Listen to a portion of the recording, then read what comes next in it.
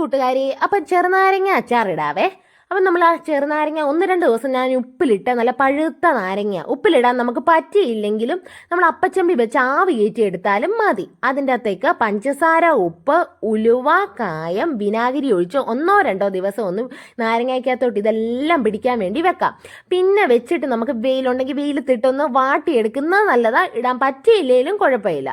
എന്നിട്ട് നമുക്കിതിനി ഒന്ന് സെറ്റായിട്ടുണ്ട് ആ നാരങ്ങ. ഇനി ഇത് അച്ചാറിടാം. നല്ലെണ്ണയ്ക്കകത്ത് അച്ചാറിടുന്നതാണ് ഏറ്റവും ടേസ്റ്റ് അച്ചാറിന്. അപ്പം നല്ലെണ്ണ ഒഴിച്ചു, കുറച്ച് കടുകിട്ടു, കരിയാപ്പില ഇട്ടു, വെളുത്തുള്ളി പിന്നെ നമ്മുടെ ഇഷ്ടത്തിന് വെളുത്തുള്ളിയുടെ ഫ്ലേവറിൻ്റെ ഇഷ്ടം അനുസരിച്ച് നമ്മൾ ചേർത്തു. പിന്നെ നല്ലവണ്ണം വെളുത്തുള്ളി ഇട്ട് അതിൻ്റെ തൊട്ട് കുറച്ച് മഞ്ഞപ്പൊടി ഒഴിച്ച് നല്ലവണ്ണം ഇത് വഴറ്റാം. അപ്പം വഴറ്റിയിട്ട് നമ്മൾ കാന്താരി മുളകില്ലേ, കാന്താരിയാണ് ഞാൻ ഇടുന്നത്. കാന്താരി കിട്ടിയില്ലെങ്കിൽ നമ്മൾ പച്ചമുളക് ചെറുതായിട്ട് അരിഞ്ഞെടുത്ത് ഇട്ടാലും മതി. ഇതിപ്പോൾ അടച്ചു വെച്ചാൽ കാന്താരി പൊട്ടിത്തെറിക്കുന്നുണ്ട്, അതിന് വേണ്ടി അടച്ചു വെച്ചാൽ നല്ലോണം ഒന്ന് വഴണ്ട് വന്നിട്ടുണ്ട്. അപ്പോഴത്തേനും നമുക്ക് ആ ചെറുനാരങ്ങയും കൂടി ഇട്ട് നല്ലോണം മിക്സ് ചെയ്യാം. ആ നാരങ്ങ അത്യാവശ്യം വാടി ഒന്ന് മയമായിട്ടുണ്ട് അതിൻ്റെ തൊലിയിലെ. എന്നിട്ട് നല്ലോണം ഒന്ന് മിക്സ് ചെയ്തിട്ട് ഒന്ന് അടച്ചു വെക്കുക. ഇത്തിരി കൂടി ഒന്ന് വേകട്ടെ. നമുക്ക് അലുത്തിരിക്കുന്നതാണ് എനിക്കിഷ്ടം, എല്ലാവർക്കും അങ്ങനെ ആയിരിക്കുമല്ലോ.